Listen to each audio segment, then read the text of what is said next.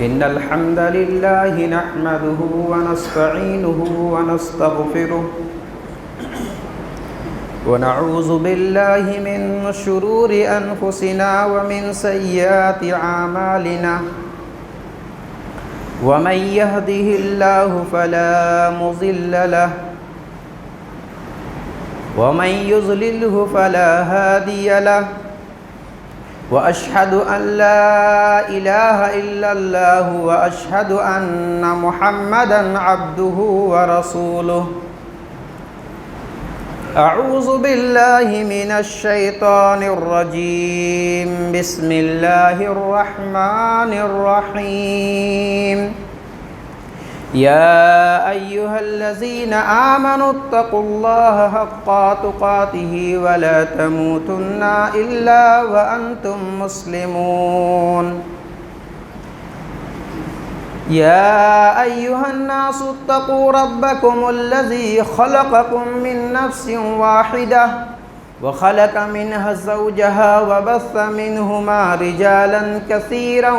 ونساء واتقوا الله الذي تساءلون به والأرحام إن الله كان عليكم رقيبا يا أيها الذين آمنوا اتقوا الله وقولوا قولا سديدا يصلح لكم أعمالكم ويغفر لكم ذنوبكم ومن يطع الله ورسوله فقد فاز فوزا عظيما أما بعد فإن أصدق الحديث كتاب الله وخير الهدي هدي محمد صلى الله عليه وسلم وشر الأمور محدثاتها وكل محدثة بدعة وكل بدعة ضلالة وكل ضلالة في النار قال الله تبارك وتعالى في كلامه المجيد أعوذ بالله من الشيطان الرجيم بسم الله الرحمن الرحيم ولا تكونوا كالتي نقضت غزلها من بعد قوة أنكاثا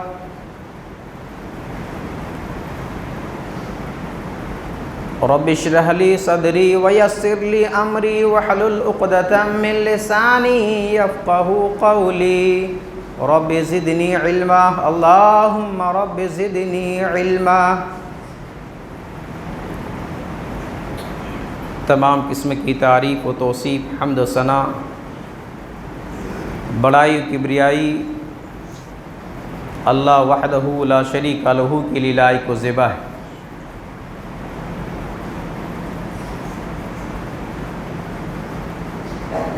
اس اللہ رب العالمین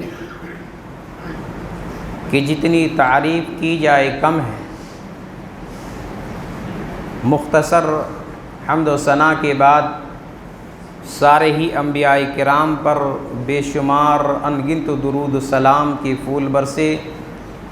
بالخصوص امام النبیین شفیع المذنبین رحمۃ للعالمین جناب محمد رسول اللہ صلی اللہ علیہ وسلم پر، آپ کی آل پر اور قیامت تک سچی پیروی کرنے والے امت مسلمہ پر۔ اللہم صلی علی محمد وعلی آل محمد کما صلیت علی ابراہیم وعلی آل ابراہیم انکا حمید مجید۔ اللہم بارک علی محمد وعلی آل محمد کما بارکت علی ابراہیم وعلی آل ابراہیم انکا حمید مجید۔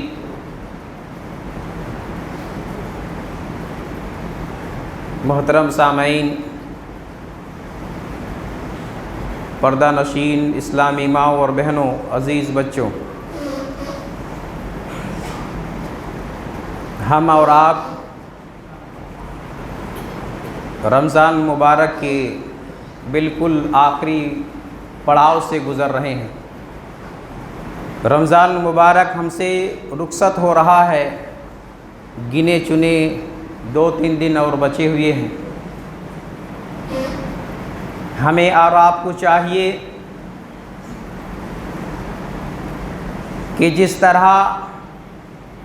ہر سیزن کے موقع پر سیزن سے فائدہ اٹھاتے ہیں، سیزن کے آخر میں حساب و کتاب کرتے ہیں، اتنا فائدہ ہوا، اتنا نقصان ہوا، فائدہ کس میں ہوا، نقصان کس میں ہوا، ان پہلوؤں پر غور کرتے ہیں، حساب و کتاب کرتے ہیں۔ بالکل اسی طرح اس سے کہیں زیادہ ہمیں اور آپ کو چاہیے کہ رمضان المبارک کا جو مہینہ، جو ایام گزر گیا ہے، اس مہینے کے جتنے دن گزرے ہیں، ایک ایک پنہ، ایک ایک پیج پلٹ کر کے ہمیں محاسبہ کرنا چاہیے، کیونکہ یہ مہینہ نیکیوں کا مہینہ ہے، یہ سیزن نیکیوں کا سیزن ہے۔ ایک آفر چل رہا ہے کہ ہم جتنا زیادہ نیکی حاصل کر سکیں کم ہے، تو ایسے نیکیوں کے سیزن میں ہمیں اور آپ کو محاسبہ یہ کرنا ہے، کہیں ایسا تو نہیں یہ نیکی کرنا چاہیے تھا لیکن ہم سے چوک ہو گئی ہے، بھول ہو گئی ہے۔ یہ مہینہ مغفرت کا مہینہ ہے، کہیں ایسا تو نہیں کہ ہم نے ابھی تک رب العالمین سے سچی توبہ نہیں کی ہے، سچی طور پر مغفرت ہم نے نہیں مانگا ہے۔ یہ مہینہ دعاؤں کا مہینہ ہے، ہمیں غور کرنا چاہیے، ہمیں حساب کرنا چاہیے، دیکھنا چاہیے ہم نے دعا کتنی کی ہے، کس قدر کی ہے، کیا ہم نے رب العالمین سے مانگا ہے، کیا ابھی ہمارے لیے کوئی ایسی ضرورت تو نہیں جو مانگنا رہ گیا ہو، مانگنا بھول گیا ہو۔ یہ نیکیوں کا سیزن کا مہینہ ہے، اس مہینے کے اندر اتنے زیادہ کثیر تعداد میں اللہ کی راہ میں مال تقسیم کیے جاتے ہیں کہ باقی سال کے 11 مہینے 330 دن ملا کر کے بھی دیکھیں تو اتنے اللہ کی راہ میں مال خرچ نہیں کیے جاتے ہیں۔ اس ماہ مبارک کے اندر رب العالمین کی کلام کی تلاوت اتنی زیادہ کی جاتی ہے کہ باقی سال کے 330 دن ملا کر کے بھی دیکھیں تو اتنی زیادہ تلاوت نہیں کی جاتی ہے۔ نیکیوں کا سیزن چل رہا ہے، ایک آفر چل رہا ہے، اگر ہم سے آپ سے کہیں کوئی بھول چوک ہو گئی ہو تو ابھی 2-3 دن ایام گزرے ہیں اور باقی ہیں، اور یہ وہ ایام ہے جن کے بارے میں امام کائنات جناب محمد رسول اللہ صلی اللہ علیہ وسلم کا عمل بھی تھا اور فعل بھی تھا۔ آپ باقی دنوں کی بنسبت ان آخری عشرے میں کمر کستے تھے عبادت کے لیے، محنت کرتے تھے عبادت کے لیے، اور خود اکیلے نہیں بلکہ پورے پریوار کے ساتھ، پورے فیملی ممبر کے ساتھ۔ اس لیے ہمیں اور آپ کو محاسبہ کرنا چاہیے کہ رمضان کا کوئی دن، کوئی رات، کوئی لمحہ ایسا تو نہیں گیا ہے کہ ہم نے گناہ کیا ہو، ہم نے نافرمانی کی ہو، اور نافرمانی کرنے کے باوجود گنہگاروں میں سب سے بہترین گنہگار تو وہ ہوتا ہے جو رب العالمین سے معافی مانگے، خطا کاروں میں سب سے بہترین خطا کار تو وہ ہوتا ہے رب العالمین سے اپنے خطاؤں کو معاف کروا لے۔ اس لیے یہ آخری ٹائم میں یہ 2-3 دن ایام گزرے ہیں، اگر ہم نے نہیں کیا ہے، اگر ہم نے تنہائی میں رویا نہیں ہے، اگر ہم نے خالص توبہ نہیں کی ہے، اپنے گناہوں کو بخشوایا نہیں ہے، یہ آخری چانس ہے ہمارے لیے، کیونکہ زندگی کا کوئی بھروسہ نہیں ہے۔ یہ آخری رمضان سمجھ کر کے ہمیں اور آپ کو اپنے تمام گناہوں کو اللہ سے دھلوانا چاہیے، تمام گناہوں سے اللہ سے رو رو کر کے، گڑ گڑا کر کے اللہ رب العالمین سے معافی مانگنا چاہیے۔ یہ آخری ایام بچے ہیں، اگر ہم سے بھول ہوئی ہے تو ان ایام میں اس کا فائدہ اٹھا لیا جائے۔ میرے بھائیو، یہی مسجد ہے، چاند دیکھنے کے بعد بھی یہی مسجد رہے گی، یہی جگہ ہیں، یہی پنکھے ہیں، یہی سب کچھ ہے، لیکن جیسے ہی رمضان کا مہینہ ختم ہو جاتا ہے، شوال کا مہینہ آتا ہے، ان لوگوں کو ہم نے دیکھا ہے جو 5 وقت بالکل پابندی کے ساتھ بجماعت نماز کا اہتمام کرنے والے ہیں، اور صرف 5 وقت نماز کا اہتمام نہیں بلکہ نماز تراویح کے اندر قیام اللیل کا اہتمام کرتے ہوئے دیکھا ہے۔ لیکن افسوس تو اس وقت ہوتا ہے کہ چاند دیکھنے کے بعد اس دن کی صبح شروعات کی جو نماز ہوتی ہے، یعنی نماز فجر کا وقت ہوتا ہے، وہ لوگ جو اعتکاف میں بیٹھنے والے ہوتے ہیں، قیام اللیل کرنے والے ہوتے ہیں، گناہ کو معاف کروا چکے ہوتے ہیں، لیکن فجر کی نماز سے غائب ہونا شروع ہو جاتے ہیں۔ میرے بھائیوں، ہم نے اس ماہ مبارک کے اندر اتنی زیادہ محنت کی ہے، اتنا ہم نے نیکیوں کو ہم نے رب العالمین کی بارگاہ میں کیا ہے، انجام دیا ہے، ہمیں کہیں ایسا تو نہیں اس عورت کی طرح ہم ہو جائیں جس کے بارے میں اللہ نے قرآن میں مثال دیا ہے کہ وَلَا تَكُونُوا كَالَّتِي نَقَضَتْ غَزْلَهَا مِن بَعْدِ قُوَّةٍ أَنْكَاثًا، اے میرے بندو تم اس عورت کی طرح نہ ہو جانا جس نے مضبوط سوت کاٹنے کے بعد، مضبوط دھاگا تیار کرنے کے بعد، کلتی نقضت من بعد غزلها من بعد قوت انکاسا، اس عورت کی طرح نہ ہو جانا جس نے دھاگا تیار کر دیا اور دھاگا اس لائق ہو گیا کہ منڈی میں لے جا کر کے بیچ کر کے اس کی قیمت سے فائدہ اٹھایا جائے، لیکن اس بیوقوف عورت نے کینچی اٹھائی، دھاگا پورا تیار ہے، چرخے پر دھاگا محنت کر کے تیار کر دیا ہے، اس لائق ہو گیا کہ بیچ کر کے فائدہ اٹھایا جائے، اس بیوقوف عورت نے کینچی اٹھائی اور دھاگے کو کاٹ ڈالا، دھاگے کو ٹکڑے ٹکڑے کر ڈالا، دھاگے کو برباد کر ڈالا۔ تو اللہ تبارک و تعالیٰ یہ مثال دے رہا ہے کہ وَلَا تَكُونُوا كَالَّتِي نَقَضَتْ غَزْلَهَا مِن بَعْدِ قُوَّةٍ أَنْكَاثًا، اے میرے بندو تم اس بوڑھیا عورت کی طرح نہ ہو جانا کہ اتنی محنت کے بعد محنت کو برباد کر دیا، محنت کو تباہ کر دیا۔ میرے بھائیوں، اس لیے ہمیں اور آپ کو یہ غور کرنا چاہیے کہ اتنی محنتیں ہم نے کی ہے، کیوں کی ہے کہ رمضان کے بعد محنتوں کو ضائع کر دیں۔ میرے اسلامی بھائیوں، پردہ نشین ماں اور بہنوں، اس ماہ مبارک کے اندر 2-3 دن ایام بچے ہیں۔ اس مہینے کے اندر ہم نے جو بھی رب کی بارگاہ میں عبادتیں کی ہیں، عبادتوں کے باوجود ہمیں ڈرنا چاہیے، ہمیں ڈرتے رہنا چاہیے، کیا پتہ اللہ کی بارگاہ میں قبول ہوئی یا نہیں ہوئی ہے۔ ہمیں خوف کھاتے رہنا چاہیے کہ کیا پتہ ہم نے اللہ کی عبادت تو کر دی ہے، نیک اعمال تو کر دیے ہیں، پتہ نہیں اللہ تعالیٰ قبول کرے گا یا نہیں کرے گا، یہ ڈر ہونا چاہیے۔ اور ہر مومن نیکی کے بعد ان کے دل میں ڈر رہتا ہے کہ پتہ نہیں اللہ قبول کرے گا یا نہیں کرے گا۔ اسی لیے مومن نیکیوں کے بعد رب العالمین سے دعا کرتے ہیں، اے پروردگار عبادتیں ہم نے کر دی ہے، تیرے لیے کی ہے، اے اللہ ہمیں گارنٹی ہم نہیں دے سکتے ہیں کہ تو قبول کر لے گا، اے اللہ اپنے فضل و کرم سے ہماری عبادتوں کو قبول فرما لے۔ اللہ تبارک و تعالیٰ قرآن کے اندر ذکر کرتا ہے والذین یؤتوا ما آتوا وقلوبهم وجلہ، والذین یؤتوا ما آتوا قلوبهم وجلہ انہم الی ربہم راجعون، وہ لوگ جو دیتے ہیں اور جو کچھ بھی دیتے ہیں، یعنی اللہ کے راہ میں خرچ کرتے ہیں، اور جو کچھ بھی خرچ کرتے ہیں، خرچ کرنے کے باوجود ان کے دل کپکپاتے ہیں، ان کے دل میں خوف طاری ہوتا ہے، ان کا دل ڈرتا رہتا ہے، ان کو اپنے رب کے پاس لوٹ کر جانا ہے۔ اما عائشہ رضی اللہ عنہا پیارے نبی جناب محمد رسول اللہ صلی اللہ علیہ وسلم سے سوال کرتی ہے کہ اے اللہ کے نبی صلی اللہ علیہ وسلم، کیا اس آیت کریمہ میں، اس آیت کریمہ کا مطلب کیا ہے؟ کیا اس آیت کریمہ سے وہ لوگ مراد ہیں؟ اہم الذین یشربون الخمر ویسرقون، کیا وہ لوگ ڈرتے ہیں صدقہ کرنے کے بعد، نیک اعمال انجام دینے کے بعد، جو شراب پینے والے ہیں، جو شراب پیتے ہیں، جو چوری کرتے ہیں؟ پتہ ہے امام کائنات نے کیا جواب دیا؟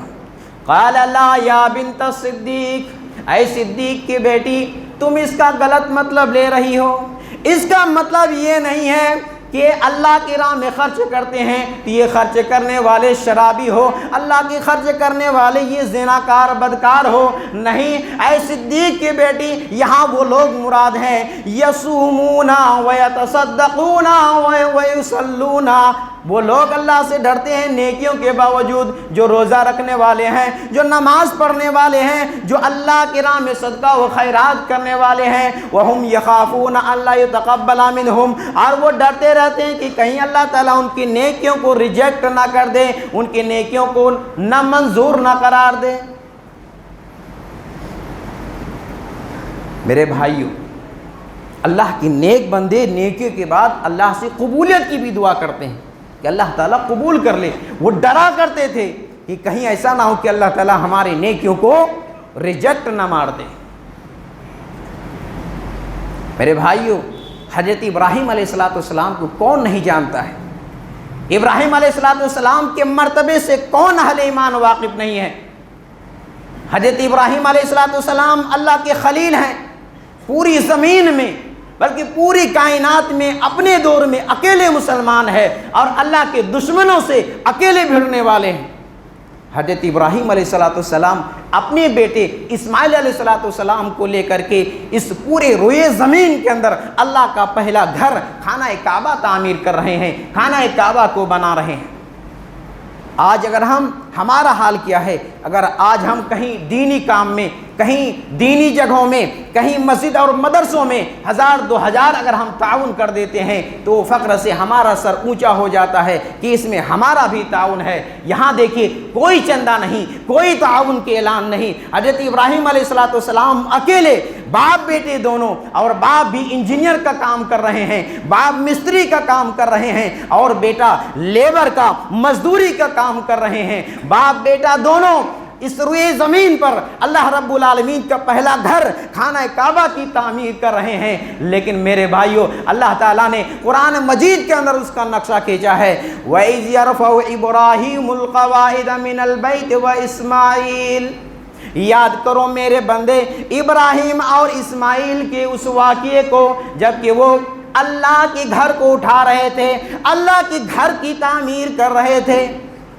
اللہ کی گھر باپ بیٹے دونوں بنا رہے ہیں، دونوں کام کر رہے ہیں، ایک مستری کا ایک مزدوری کا، دونوں باپ بھی کام کر رہے ہیں، بیٹا بھی سپورٹ کیے جا رہے ہیں، اور دل کے اندر ایک فیلنگ ہے، دل کے اندر ایک جذبات ہے، اور اللہ تبارک و تعالیٰ چونکہ دلوں کی حال جاننے والا ہے، اللہ تعالیٰ ان دونوں کی اس فیلنگ کو قرآن کے اندر بیان کرتا ہے۔ میرے بھائیو اللہ تعالیٰ اس کا بھی نقشہ کھینچتا ہے کہ وَإِذْ يَرْفَعُ إِبْرَاهِيمُ الْقَوَاعِدَ مِنَ الْبَيْتِ وَإِسْمَاعِيلُ، میرے بندے ابراہیم اور ان کے بیٹے اسماعیل کے اس واقعے کو یاد کرو جب وہ خانہ کعبہ کی تعمیر کر رہے تھے تو دونوں کی زبان پر ایک ہی نغمہ تھا، ایک ہی دعا تھی، ایک ہی ترانہ تھا، اور وہ ترانہ یہ تھا ربنا تقبل منا، اے اللہ ہم یہ کر رہے ہیں، ہم تیرے گھر کی تعمیر کر رہے ہیں، لیکن مجھے پتا نہیں، ہمیں پتا نہیں یہ قبول کریں گے یا نہیں کریں گے۔ اسی لیے حضرت ابراہیم علیہ السلام، حضرت اسماعیل علیہ السلام خانہ کعبہ تعمیر کرنے کے بعد رب العالمین سے دعا کی درخواست کر رہے ہیں ربنا تقبل منا انک انت السمیع العلیم، اے ہمارے پروردگار تو ہم سے اس گھر کو، محنت کو، ہماری اس کوشش کو تو قبول فرما لے، یقیناً تو سننے والا اور جاننے والا ہے۔ میرے بھائیو غور کرنے کی بات یہ ہے کہ ابراہیم علیہ السلام جیسے جلیل الپیغمبر اللہ کی گھر، اور وہ بھی خانہ کعبہ کی تعمیر کرنے کے بعد ڈر رہے ہیں کہ کہیں اللہ تعالیٰ قبول کرے گا یا نہیں کرے گا، اللہ کے یہاں قبول ہوگی یا نہیں ہوگی۔ اسی لیے ابراہیم علیہ السلام دعا کر رہے ہیں رب العالمین سے کہ اللہ ہم سے اس کوشش کو قبول فرما لے۔ میرے بھائیو آج اس ماہ مبارک کے اندر، اور ہر سال یہ ایسے ہی ہوتا ہے، 29-30 دن مسجد میں حاضری دے کر کے ہم یہ سمجھ لیتے ہیں کہ ہماری ذمہ داری ہم نے ادا کر دی ہے۔ میرے بھائیو اس ماہ مبارک سے ہم نے سیکھا کیا ہے، سبق کیا ملا ہے، ہمیں سیکھ کیا ملی ہے، ہمیں نصیحت کیا ملی ہے، ہمیں اس پر غور کرنا چاہیے کہ اس سخت گرمی میں 42-43 ڈگری کی سخت گرمی اور 14-14.5 گھنٹے کہ اس دن کی بھوک اور پیاس کی شدت کو برداشت کر کے ہم نے روزہ رکھا ہے۔ اس ماہ مبارک کے روزے نے ہمیں یہ سبق دیا ہے کہ یہ دین اسلام یہ آرام پرستوں کا دین نہیں ہے، یہ دین اسلام مشقت کرنے کا دین ہے، محنت کرنے کا دین ہے، یہ دین اللہ کے راہ میں کچھ کر گزرنے کا دین ہے۔ یہ روزہ ہمیں یہ سبق دیتا ہے کہ اس میں مشقت کرنا ہے۔ اللہ کے نبی صلی اللہ علیہ وسلم کی سیرت اٹھا کر دیکھیں، اللہ کے نبی صلی اللہ علیہ وسلم غار حرا میں جا کر تنہائی میں اللہ کی عبادت کر رہے ہیں، اور پروردگار عالم نبی اکرم صلی اللہ علیہ وسلم کی سر مبارک پر نبوت کی تاج رکھ رہے ہیں، نبوت کی ذمہ داری ڈال رہے ہیں۔ اللہ کے نبی صلی اللہ علیہ وسلم سخت پریشان ہو جاتے ہیں، گھبرا جاتے ہیں، یہ کیا ماجرا ہے، اتنی بڑی ذمہ داری، اتنا بڑا بوجھ، اتنی اہم ذمہ داری۔ اللہ کے نبی صلی اللہ علیہ وسلم غار حرا سے گھبراتے ہوئے گھر آتے ہیں، اور اپنی بیوی خدیجہ سے کہتے ہیں زملونی زملونی، مجھے چادر اڑا دو، گرمی کا موسم ہے، اللہ کے نبی صلی اللہ علیہ وسلم کانپ رہے ہیں، تھر تھرا رہے ہیں، اللہ اپنی بیوی سے کہہ رہے ہیں کہ مجھے چادر دے دو، مجھے چادر اڑا دو۔ آپ کو چادر دیے جاتے ہیں، آپ چادر اوڑھتے ہیں، گھر میں آرام کرتے ہیں، اتنے میں رب العالمین قرآن کی آیات نازل کرتا ہے، یا ایھا المدثر قم فانذر، اے چادر اوڑھنے والے یہ آرام کرنے کا ٹائم نہیں ہے، وہ قم کھڑے ہو جاؤ، فانذر اور لوگوں کو ڈراؤ۔ میرے بھائیو، یہ دین اسلام ایکٹیویٹی کا نام ہے، یہ دین مشقت کرنے کا نام ہے، یہ دین اللہ کی راہ میں قربانی دینے کا نام ہے، یہ دین محنت کرنے کا نام ہے۔ ہم اگر یہ سوچتے ہیں ہم گھر کے اندر اے سی کی کمروں میں بیٹھ کر کے دین کا کام کر لیں، یہ دین کا کام نہیں ہو سکتا ہے۔ رمضان سے ہمیں بہت بڑا ایک سبق ملا ہے کہ رمضان یہ آرام پرستوں کا دین نہیں ہے، محنت اور مشقت کرنے کا نام دین ہے۔ رمضان سے ہمیں دوسرا بڑا سبق کیا ملا؟ رمضان سے ہمیں ایک دوسرا اہم بڑا سبق یہ ملا ہے کہ اس رمضان کے روزے نے ہمیں اللہ کا ڈر سکھا دیا ہے،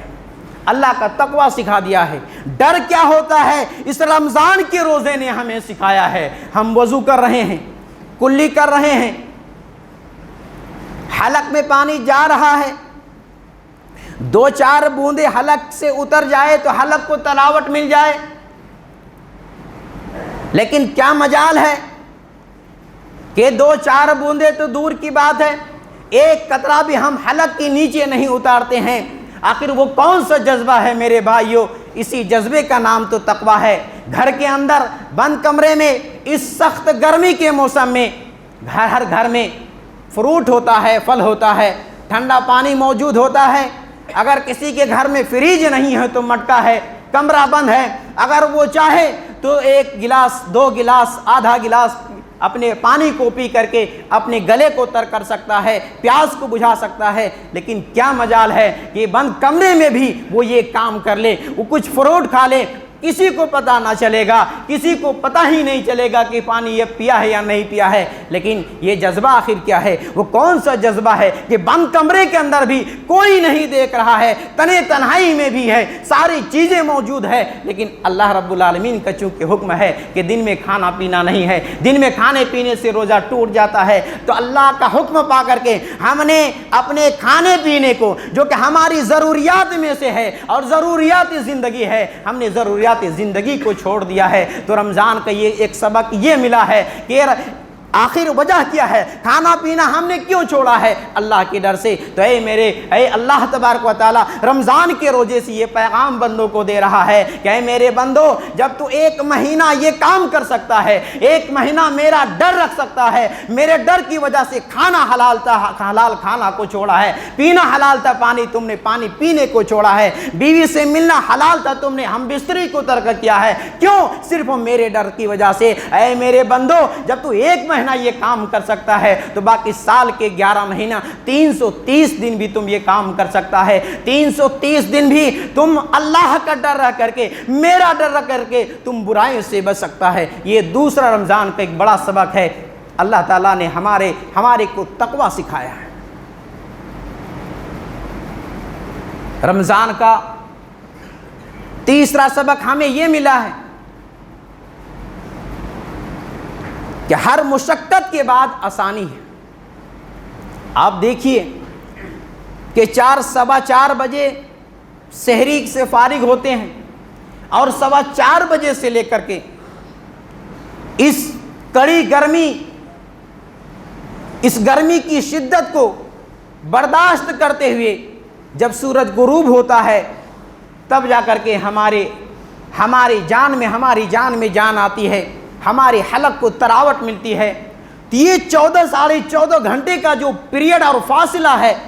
اس میں جو بھوک پیاس کی شدت کو برداشت کر رہے ہیں، اور برداشت کرنے کے بعد ہمیں افطاری کا موقع مل کر کے، ہمیں کھجور اور پانی ہمارے سامنے موجود پا کر کے ہمیں خوشی ملتی ہے، ہمیں راحت ملتی ہے۔ تو رمضان کا ایک سبق یہ بھی ہے کہ مشکلات آ جائے اور کتنا ہی کیوں نہ آ جائے، اے اللہ کے بندو گھبرانے کی ضرورت نہیں ہے۔ گھبرانے کی، پریشان ہونے کی ضرورت نہیں ہے، کیونکہ اللہ کا وعدہ ہے ہر مشکل کے بعد آسانی ہے، ان مع العسر یسرا۔ اللہ تعالیٰ نے فرمایا ہے کہ ہر مشکل، ہر تنگی کے بعد آسانی رکھا ہے۔ رمضان کا ایک سبق ہمیں یہ بھی ملا ہے کہ رمضان نے ہمیں صبر کرنا سکھایا ہے۔ صبر کیا ہے؟ صبر یعنی برداشت کرنے کی طاقت۔ دیکھیے، عام طور پر ہمارے گھر میں، آس پڑوس میں، کہیں پر بھی جھگڑا ہوتا ہے، وواد ہوتا ہے، اختلاف ہوتا ہے، اس کی وجہ کیا ہوتی ہے؟ اس کی وجہ یہ ہوتی ہے کہ وہ برداشت نہیں کر پاتے ہیں۔ ہم کسی سے کم نہیں والا معاملہ ہے، وہ اگر ایک مارے تو ہم دو مارتے ہیں، کیونکہ برداشت نہیں ہوتی ہے۔ لیکن رمضان کے روزے نے ہمیں برداشت کرنا سکھایا ہے کہ رمضان کے موقع پر روزہ رکھ کر کے اگر تمہیں کوئی گالی دے، اگر تمہیں گالی ہی نہیں بلکہ فلیقاتل، تم سے لڑائی لڑے، قتال کرے، تم اس کا پلٹ کر کے جواب نہیں دینا، برداشت کرنا۔ تم اس وقت یہ کہنا کہ میں روزے سے ہوں، میں روزے دار ہوں، لہذا تمہیں گالی دینے کی، پلٹ کر جواب دینے کی ضرورت نہیں ہے، تمہیں پلٹ کر کے لڑائی کا وار کرنے کی ضرورت نہیں ہے۔ تو رمضان کے روزے نے ہمیں برداشت کرنا سکھایا ہے، ہمیں صبر کرنا سکھایا ہے۔ اور صبر کے تعلق سے اللہ تعالیٰ نے قرآن میں فرمایا، سلام علیکم بما صبرتم فنعم عقبی الدار۔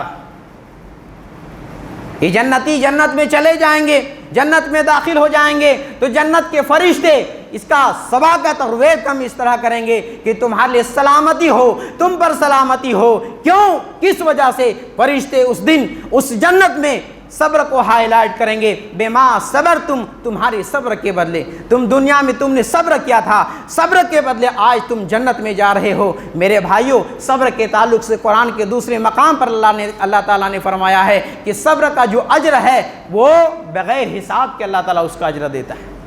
تو رمضان کے روزے نے ہمیں صبر سکھایا ہے۔ رمضان کے اس مہینے نے ہمیں ایک ایسی لذت دی ہے، وہ لذت 11 مہینے نصیب نہیں ہوتی ہے، اور وہ لذت ہے نماز تہجد کا لذت۔ ماہ رمضان کے اندر قیام اللیل جو ہم کرتے ہیں، اور اس قیام اللیل کا چسکا جس کو عام دنوں میں تہجد کہتے ہیں، تہجد کا چسکا جس کو لگ جائے، وہ بندہ رات کو اگر 1 بجے بھی سو رہا ہے پھر بھی 3 بجے اٹھ کر کے وہ نماز تہجد ادا کرتا ہے۔ اللہ کے بندے اس کائنات کے اندر ایسے بہت سارے پڑے ہوئے ہیں، اللہ کے نیک بندے ایسے بھی موجود ہیں کہ رات کے 1-2 بجے بھی سوتے ہیں، تہجد کا چسکا لگا ہوا ہے، لذت ملی ہوئی ہے، تو 3 بجے اٹھ کر کے وہ تہجد کی نماز ادا کرتا ہے۔ اور ایسی ہی نیک لوگوں کا تذکرہ اللہ قرآن میں کرتا ہے کہ کانوا قلیلا من اللیل ما یہجعون، میرے نیک بندے وہ ہوتے ہیں جو رات میں بہت کم سوتے ہیں، میرے نیک بندے وہ ہوتے ہیں رات کو بہت کم سوتے ہیں۔ اور سورہ سجدہ کے اندر اللہ نے فرمایا تتجافى جنوبهم عن المضاجع، نیک بندے کی علامت تو یہ ہے کہ رات کو وہ کروٹیں بدلتے رہتے ہیں، بستروں پر کروٹیں بدلتے رہتے ہیں، یعنی وہ رات کو اٹھتے ہیں، رات کو قیام کرتے ہیں، رات کو رکوع اور سجدہ کرتے ہیں، اللہ کی عبادت کرتے ہیں۔ میرے بھائیو، رمضان کے اس تراویح نے ہمیں تہجد کی لذت سکھائی ہے۔ لہذا رمضان اگر ختم ہو جائے، مہینہ گزر جائے، لیکن یہ جو لذت ہے تراویح کی، جس کو عام دنوں میں ہم تہجد کہتے ہیں، کم سے کم اس کی لذت کا احساس ہمیں باقی 11 مہینوں باقی رکھنا چاہیے۔ اللہ ہم سب کو توفیق دے۔ میرے بھائیوں، اس ماہ مبارک کے اندر ایک اہم عبادت اور کی جاتی ہے، اور وہ یہ ہے اعتکاف۔ اعتکاف کا مطلب دنیا سے کٹ کر کے 10 دن مسجد کے اندر اپنے آپ کو قید کر لینا، اللہ کی رضا کے لیے، اللہ کی عبادت کے لیے، اللہ کی خوشنودی کے لیے۔ لیکن معاف کیجئے گا، آج ہمارے سماج میں ماحول اعتکاف کا کیا ہے؟ بتا دوں، یہ تلخ حقیقت بھی ہے کہ سماج میں اعتکاف میں وہ لوگ بیٹھتے ہیں جن کا اب دنیا کی کسی کام سے واسطہ نہیں ہے، الا ماشاء اللہ کچھ لوگ ایسے ہیں جو اپنے ساری چیزوں کو قربانی دے کر کے اعتکاف میں بیٹھتے ہیں، لیکن عام طور پر یہ رجحان بنا ہوا ہے، گھر میں کسی بندے کا کوئی کام کاج نہیں ہے، ریٹائر ہو گیا ہے، چلو اس کو بھیج دیا جائے، ٹھیک ہے تم اس سال اعتکاف میں بیٹھ جانا۔ یہ اعتکاف 10 دن ہم اپنے گھر کو، بیوی بچوں کو چھوڑ کر کے، پورے پریوار کو چھوڑ کر کے اللہ کی رضا کے لیے جو مسجد میں اعتکاف کرتے ہیں، اس اعتکاف نے ہمیں یہ سبق دیا ہے کہ اے اللہ کے بندو، اللہ تبارک و تعالیٰ کے لیے کچھ ٹائم ایسا ہونا چاہیے جو صرف اور صرف اللہ کے لیے خاص۔ کہ آج ہم اپنے آپ کو ذرا اپنے آپ سے سوال کر کے دیکھیں کہ کیا ہمارے پاس کچھ ایسا ٹائم ہے جو صرف اللہ کے لیے خاص۔ اعتکاف کرنے والے واقعی قابل مبارکبادی کے لائق ہیں، اللہ ان کی عبادتوں کو قبول فرمائے۔ کیا ہمارے پاس ٹائم ہے، کچھ ایسا وقت ہے کہ ہم صرف اس وقت کو کسی اور کے لیے نہیں، مال کے نہیں، اولاد کے لیے نہیں، صرف اللہ کے لیے وقف کر دیں؟ اللہ تبارک و تعالیٰ قرآن میں ذکر کرتا ہے، یا ایھا الذین آمنوا لا تلہکم اموالکم ولا اولادکم عن ذکر اللہ، آئے وہ لوگوں جو ایمان لائے ہو، کہیں ایسا نہ ہو کہ تمہاری مال، تمہارے اولاد تمہیں اللہ کے ذکر سے غافل نہ کر دیں۔ آج وہی ہو رہا ہے، مال کے چکر میں نمازیں چھوٹ رہی ہیں، اولاد کے چکر میں حرام کام ہو رہے ہیں۔ اللہ رب العالمین نے سچ فرمایا کہ ایمان والو، اور یہ عام لوگوں سے نہیں کہا ہے، ایمان والوں سے کہا ہے، مومنوں سے کہا ہے، جو ایمان میں داخل ہوئے ان سے کہا ہے کہ یا ایھا الذین آمنوا لا تلہکم اموالکم ولا اولادکم عن ذکر اللہ، کہیں ایسا نہ ہو کہ تمہاری مال، تمہاری اولاد تمہیں اللہ کی یاد سے، اللہ کے ذکر سے تمہیں غافل نہ کر دیں۔ تو میرے بھائیوں، ہمیں اور آپ کو کچھ وقت اللہ کے لیے سے نکالنا چاہیے جو صرف اللہ تبارک و تعالیٰ ہی کے لیے ہو، کسی اور کے لیے نہ ہو۔ رمضان نے ہمیں اور آپ کو یہ سبق دیا ہے۔ رمضان نے اس کے علاوہ بھی ہمیں بہت ساری چیزوں کی تربیت کی ہے، ٹریننگ دی ہے۔ تو رمضان نے ہمیں جو کچھ کرنے کی، جو کچھ سعادتیں حاصل کرنے کی ٹریننگ دی ہے، اس کا مطلب یہ نہیں ہے کہ رمضان ختم، چونکہ رمضان میں روزہ فرض ہے تو باقی دنوں میں ہمیں روزہ نہیں رکھنا ہے۔ باقی دنوں میں بھی اس کا تسلسل کیسے باقی ہو، اللہ تبارک و تعالیٰ نے اور اس کے رسول صلی اللہ علیہ وسلم نے اس لیے ہفتے میں 2 روزے قرار دیا ہے، مہینے میں 3 روزے قرار دیا ہے، ہفتے میں 2 روزے رکھنا سنت ہے، تاکہ اس کا اثر ہمارا پورا سال باقی رہے، تاکہ رمضان کے روزے کا اثر پورا 11 مہینے ہمیں اور دیکھنے کو ملے۔ پیر جمعرات کا روزہ رکھنا سنت ہے، چاند کی 13ویں، 14ویں اور 15ویں تاریخ کے دن روزہ رکھنا سنت ہے۔ ہاں، رمضان میں ہم عام طور پر زکوٰۃ نکالتے ہیں، اور دنوں کے بنسبت رمضان کے مہینے میں ہم اللہ کی راہ میں زیادہ مال خرچ کرتے ہیں، لیکن اس کا یہ مطلب نہیں کہ 11 مہینے بند کر دیا جائے۔ رمضان میں قیام اللیل کا اہتمام کرتے ہیں، یہ ٹریننگ، یہ سیکھ ملی، اس کا یہ مطلب نہیں رمضان ختم تو نماز قیام اللیل کا اہتمام ختم، نماز تہجد کا اہتمام ختم۔ نہیں میرے بھائیوں، وہی وہ آیت جو میں نے خطبہ مثنیٰ کے بعد آپ کے سامنے پڑھی تھی، وہ آیت ہمارے تمام اعمال پر لاگو ہوتا ہے کہ اس مہینے میں ہم نے اتنی عبادتیں کی ہیں، اب اس کو ہمیں اور آپ کو چاہیے کہ ہم کیسے حفاظت کریں، یا اس عورت کی طرح ہم خود ہی محنت کر کے خود ہی برباد کر دیں۔ یہ فیصلہ ہمیں اور آپ کو کرنا ہے۔